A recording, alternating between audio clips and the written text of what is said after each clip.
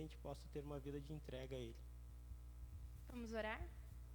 Paizinho, muito obrigado, Pai, por mais um dia, Senhor. Muito obrigado, Pai, pois estamos aqui na Tua casa te cultuando, Paizinho. Muito obrigado, Pai, por essa oportunidade, Paizinho, de estarmos em comunhão, Paizinho, te adorando, Paizinho. Muito obrigada, Senhor, por cada um que está em casa, Senhor. Venha protegendo, venha nos guiando, Senhor. E que o Senhor venha abençoando esse resto de domingo. Teu santo nome que eu oro, Senhor. Amém. Nessa música, eu te convido a fazer dela como uma oração. Que nós possamos buscar sempre, sempre o coração de Jesus, mas especialmente que nós possamos ter um coração mais parecido com o dele. Que a nossa busca como cristãos seja realmente tornarmos cada vez mais parecidos com Cristo, com o seu perdão, com o seu amor. Claro que nunca chegaremos à perfeição, porque só Ele é perfeito, mas que nós possamos ter essa busca em nossa vida, que nós possamos sempre buscar um coração mais parecido com o de Jesus. Amém?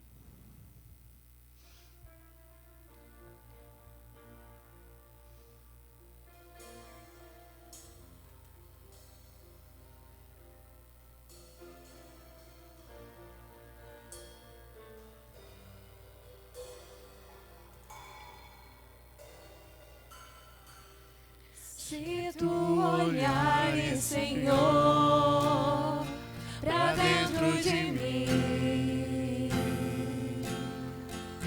nada encontrarás de bom, mas um desejo eu tenho de ser transformado.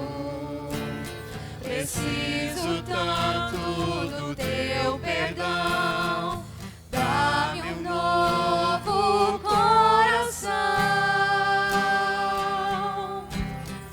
dá-me um coração igual ao teu, meu mestre, dá-me um coração igual ao teu, coração disposto a obedecer, cumprir todo o teu querer. Dá-me um coração igual ao teu. Se tu olhares, Senhor, pra dentro de mim, nada encontrarás de bom, mas um desejo eu tenho de ser transformado. Preciso tanto do teu perdão, dá-me um novo coração, dá-me um coração igual ao teu, meu mestre, dá-me um coração igual ao teu, coração disposto a obedecer, cumprir todo o teu querer. Dá-me um coração igual ao teu. Ensina-me a amar o meu irmão, a olhar com teus olhos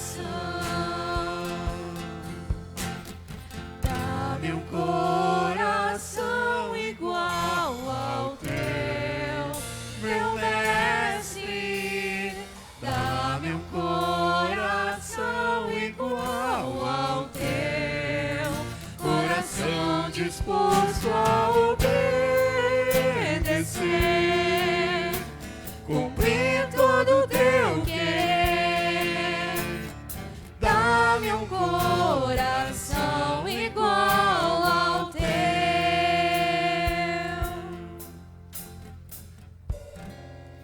Vamos orar?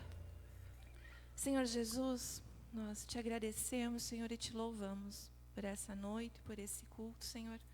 Obrigada, Pai. Receba todo o nosso louvor e toda a nossa adoração. Te agradecemos, Senhor, porque estás presente e te pedimos, ó Pai, assim como foi cantado nesta canção, que o Senhor transforme o nosso coração, que o Senhor possa estar transformando a nossa vida, Senhor, quebrantando e modificando aquilo que necessita ser mudado em cada um de nós, que nós possamos, Senhor, ser cada vez mais e mais parecidos contigo. Também te pedimos, ó Pai, por esse culto, que desde já Tu estejas abrindo o nosso coração para receber da Tua palavra e que possamos sair daqui, Senhor, diferentes de como entramos. É isso que oramos, em Teu santo nome, Jesus. Amém. Boa noite, irmãos. Quem está em casa também nos assistindo. Irmãos, nós continuamos ainda com a série de mensagens das parábolas de Jesus. Continuamos falando a respeito do reino de Deus. E você pode pensar, mas ainda eles estão falando a respeito do reino de Deus? Sim. Todas as parábolas de Jesus trazem esse assunto, reino de Deus. E se você analisar a Bíblia como um todo, de Gênesis, Apocalipse, fala de reino de Deus também. Porque era isso que Jesus queria nos falar, porque era isso que Jesus queria nos ensinar. E a gente não tem intenção aqui de mudar a visão da Bíblia, de trazer outra perspectiva a respeito do assunto. A Bíblia é a mesma, e graças a Deus por isso. Então, que Deus possa nos dar discernimento e sabedoria para entender aquilo que Jesus queria nos dizer. Vamos orar, pedindo isso a Deus, antes de nós começar o nosso culto? Senhor Jesus, nós te agradecemos, Pai, por tudo que o Senhor faz por nós. Por favor, aceita aqui os nossos louvores, são para Ti, Pai. Sem o Senhor, esse culto não é nada, Pai. Então eu peço, Pai, que nós possamos sentir a Tua presença aqui. Paizinho, meu pedido também é para que a gente possa entender, compreender aquilo que diz na Tua palavra, Senhor. E ansiar por colocar em prática aquilo que nós lemos, aquilo que nós aprendemos da Tua palavra, Senhor. Por favor, transforma as nossas vidas, Senhor. Transforma cada coração que esteja disposto aqui a ter as suas vidas mudadas, as suas atitudes mudadas, Senhor. Seus pensamentos mudados. Porque sozinhos, Senhor, nós não conseguimos. Nós somos totalmente dependentes de Ti, Pai. Então, por favor, age com o Teu Espírito Santo sobre as nossas vidas. É o que te pedimos em nome de Jesus. Amém. Se você quiser abrir a sua Bíblia, ou acessar a sua Bíblia, no Evangelho de Lucas, no capítulo 13. Evangelho de Lucas, capítulo 13, nós vamos ler a partir do versículo 6. Lucas 13, 6.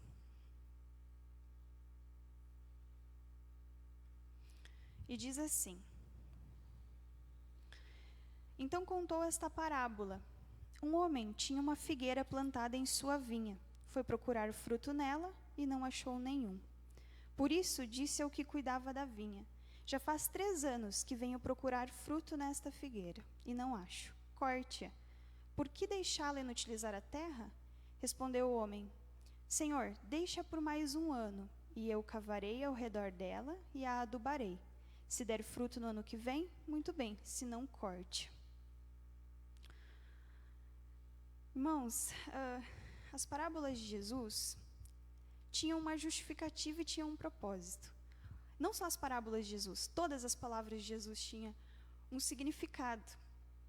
E aqui não é diferente. Então, Jesus estava ensinando as multidões, como inúmeras vezes estava ensinando para as multidões. E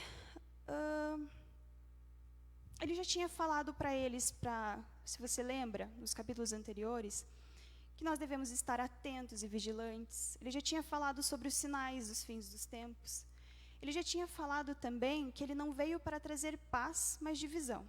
E aí, enquanto ele estava ensinando, nesse momento, alguns homens chegaram até Jesus e tinham que contar uma coisa para Jesus.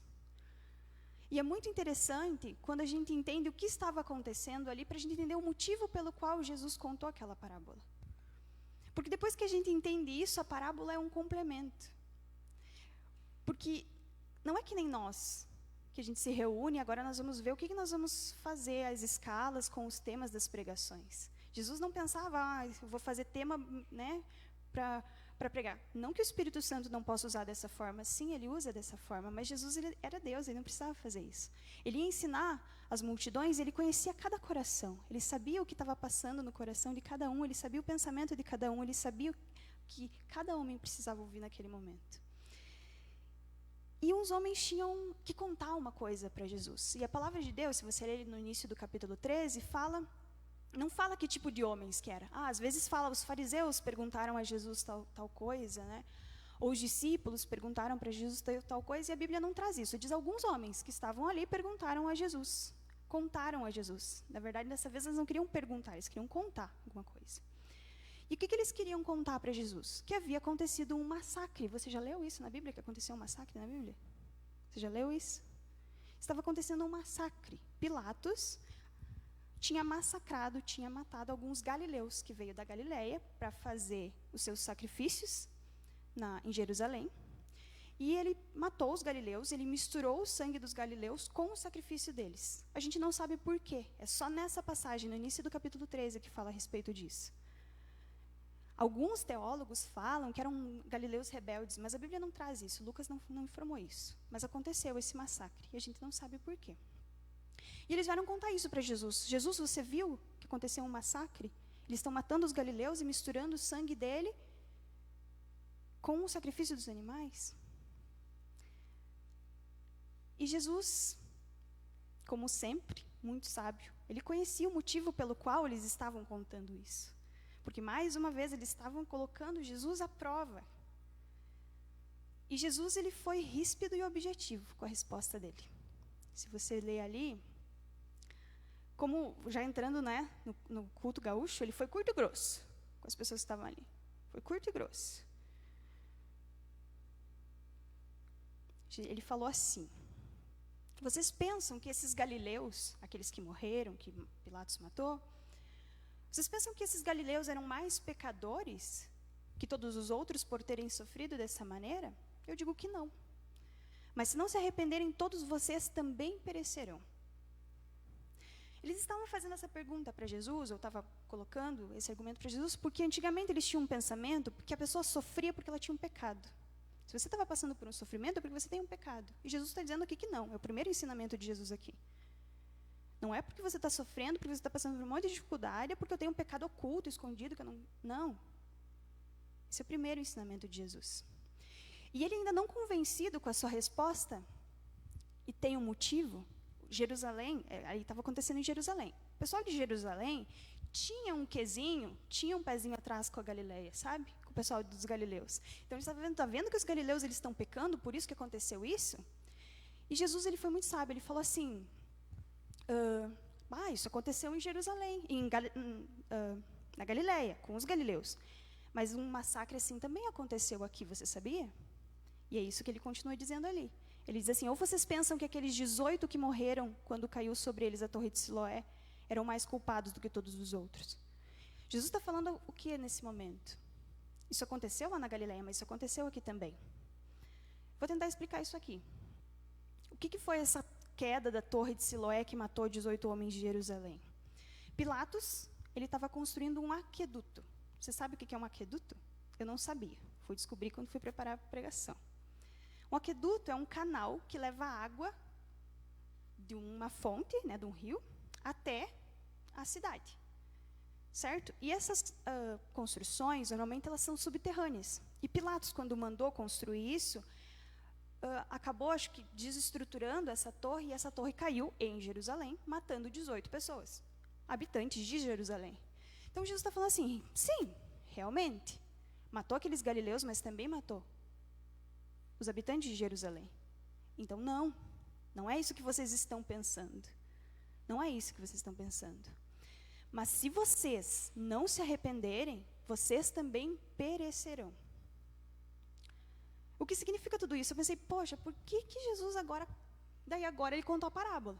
Depois que aconteceu tudo isso, que eles vieram perguntar isso sobre aquele massacre, aí ele falou da Torre de Siloé e Jesus contou essa parábola. Por que Jesus contou essa parábola nesse momento? E a gente vai entender o porquê disso. Você consegue perceber que são duas situações. O massacre, feito por Pilatos, e a queda da Torre de Siloé, que também foi por ordem de Pilatos. Você entende isso? O que Jesus está falando nesse momento é o seguinte: vocês querem que eu condene o mal de Pilatos, mas eu não estou falando com Pilatos, eu estou falando com vocês. Pilatos não está aqui, vocês estão aqui. E é para vocês que eu tenho que falar. Aconteceram coisas ruins com os galileus, aconteceram coisas ruins com os habitantes de Jerusalém, mas pode acontecer coisas ruins com vocês também. E se vocês não se arrependerem do que vocês fazem, vocês perecerão.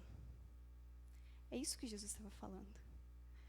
E eu não sei para vocês, mas quando eu entendi todo esse contexto por trás dessa parábola, a parábola é só um complemento, que é rica em complemento, mas é só um complemento. Você consegue, é por isso que Jesus contou essa parábola.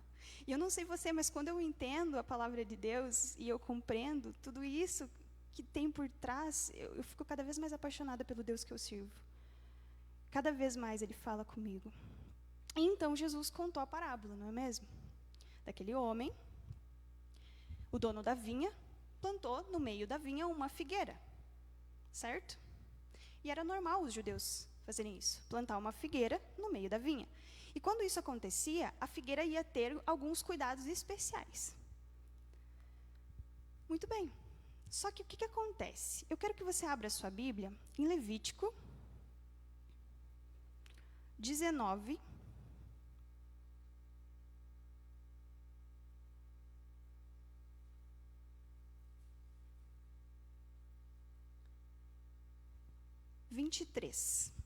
Levítico 19, 23. Todo mundo abriu? Quando vocês entrarem na terra e plantarem qualquer tipo de árvore frutífera, considerem proibidas as suas frutas. Durante 3 anos, vocês as considerarão proibidas, vocês não poderão comê-las.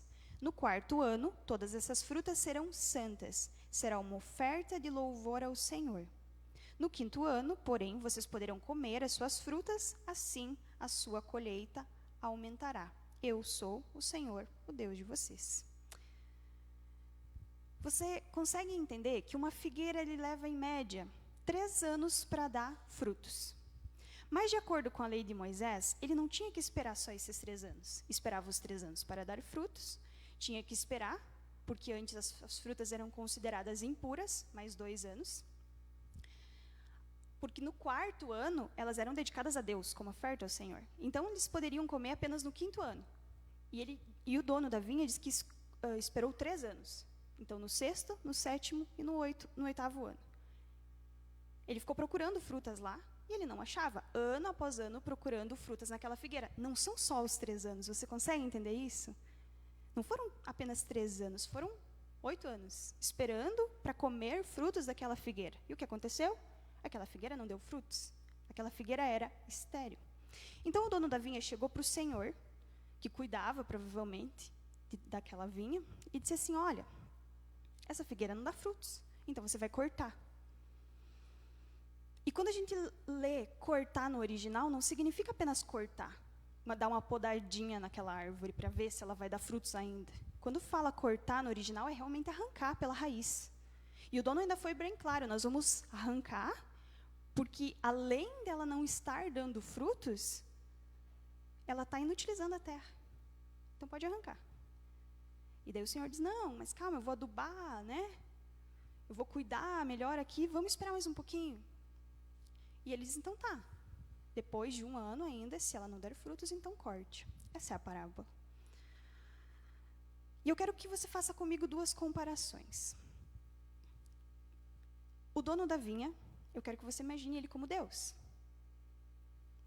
E o Senhor, eu quero que você imagine ele como Deus também. Por quê nós vamos fazer isso?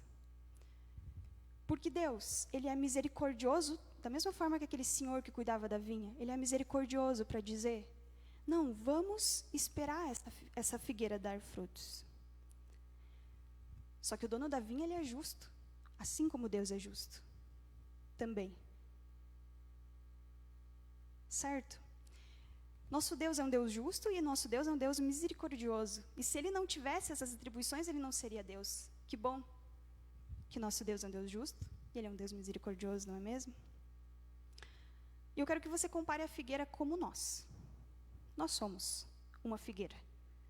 Mas talvez não exatamente esta figueira. A pergunta que eu quero que você faça é: que tipo de figueira você é? Que tipo de figueira eu sou? Que tipo de figueira eu estou sendo?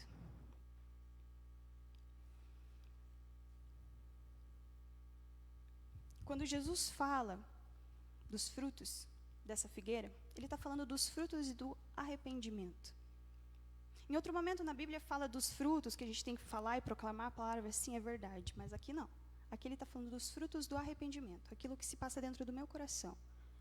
O que eu sinto quando eu peco? O que eu sinto quando eu faço algo errado que não agrada a Deus?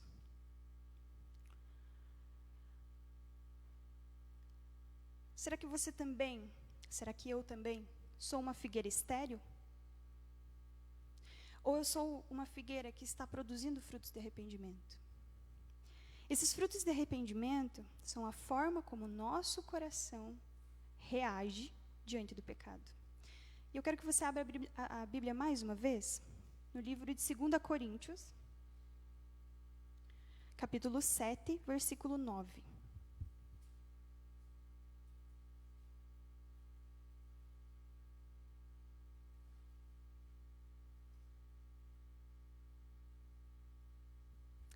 Segunda Coríntios 7, 9. Agora, porém, me alegro, não porque vocês foram entristecidos, mas porque a tristeza os levou ao arrependimento. Pois vocês se entristeceram como Deus desejava, e de forma alguma foram prejudicados por nossa causa. A tristeza, segundo Deus, produz um arrependimento que leva à salvação, e não remorso. Mas a tristeza, segundo o mundo, produz morte. Paulo falou isso à igreja de Corinto. E eu pergunto mais uma vez: que tipo de figueira nós somos? Que tipo de frutos o nosso coração está produzindo? Será que nós somos iguais àquelas pessoas que foram contar algo para Jesus, do massacre? Que nós estamos preocupados com aquilo que Pilatos fazia de errado? Será que nós estamos preocupados com o que Pilatos estava fazendo, massacrando lá os galileus? Será que eu estou preocupado com o pecado do outro e não olho para dentro de mim, para ver o que eu estou fazendo de errado? Será que eu estou preocupado em ver que o outro está sofrendo e condenar porque você está sofrendo? Porque você tem um pecado escondido? Ou será que eu estou preocupado de pensar como eu estou agindo diante dos meus erros diante de Deus? Irmãos, nós nunca seremos perfeitos, mas isso não pode ser uma desculpa. O nosso arrependimento, ele deve ser evidenciado através da nossa mudança de vida, através da nossa mudança de atitude, através da nossa mudança de pensamento. Nós somos uma figueira. E o dono da vinha ainda não mandou cortar. Nós estamos vivendo um tempo de oportunidades. Você tem essa oportunidade. Por quê? Porque Deus é misericordioso e Ele está nos dando um tempo para nos arrependermos dos nossos pecados, para nos arrependermos dos nossos erros. A nossa figueira ainda está plantada, a nossa raiz ainda está aqui. E esse é o tempo que nós temos para nos arrepender daquilo que a gente faz que não agrada ao Senhor.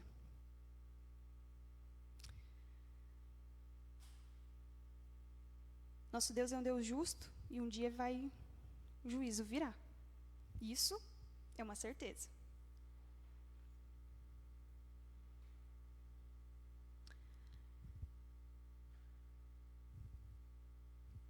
Que a gente possa refletir sobre os nossos frutos. O que a minha árvore está produzindo? Amém? Vamos orar?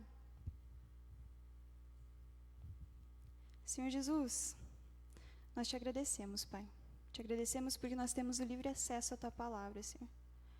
Te agradecemos porque nós temos a liberdade, Senhor, de entrar no nosso quarto, fechar nossa porta e abrir a nossa Bíblia, Senhor, e ouvir a Tua voz, através da Tua palavra, Senhor. Obrigado, Senhor, porque o Senhor é um Deus que tem ouvidos e nos ouve, Senhor Jesus. Muito obrigado por isso, Senhor Jesus. Muitas vezes o Senhor não atende, Pai, as nossas orações, mas ainda assim é uma resposta do Senhor, e obrigado por isso, Senhor. Obrigado porque o Senhor sabe do que nós precisamos melhor do que nós mesmos, Senhor Jesus.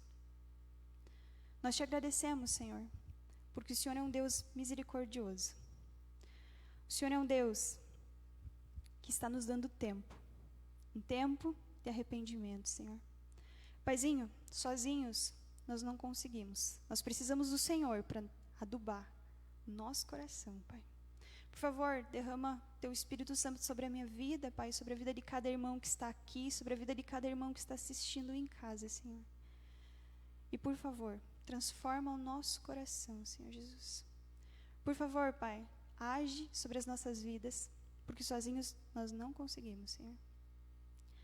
Faça com que o Teu Espírito Santo grite dentro do nosso coração, quando algo ruim vir à nossa mente, quando a gente agir de uma forma que não Te agrada, Senhor Jesus. E nos ensina, Pai, a distinguir a Tua voz, Senhor, da voz do inimigo, a Tua voz, Senhor, da nossa própria consciência, que a gente possa Te escutar, Senhor. Com convicção, entender que é o Senhor falando dentro de nós, que aquilo está errado. E obrigado, Senhor, porque o Senhor é um Deus que perdoa. Obrigado porque o Senhor é um Deus que, sabendo, Pai, da nossa natureza pecaminosa, sabendo que a gente ia pecar, sabendo que a gente ia errar, o Senhor nos amou, Pai, de todo o coração. E o Senhor entregou, Pai, de livre e espontânea vontade, o Seu Filho. O Senhor se entregou, Pai, por nós, pela minha vida, pela vida de cada um, Senhor, que está aqui. Obrigado, Senhor, porque o Senhor entregou Teu corpo, Pai, porque o Senhor derramou o Seu sangue sem merecer, Senhor. E foi para me levar, Senhor, para nos levar para perto de Ti, Senhor. Te agradecemos por isso, Pai, e não temos como pagar, e não importa quão bom nós sejamos, Senhor, nada pode pagar. Obrigado, Senhor, porque o Senhor deseja ter um relacionamento conosco. Obrigado, Senhor, porque o Senhor é um Deus que vai voltar para nos levar para perto de Ti, Pai, e nós esperamos ansiosos, Senhor, pela Tua vinda. Paizinho, produz em nós frutos de arrependimento no nosso coração. Por favor, Pai, mesmo que pecamos, mesmo que falhamos, Senhor, esteja conosco. É o que Te pedimos em nome de Jesus. Amém.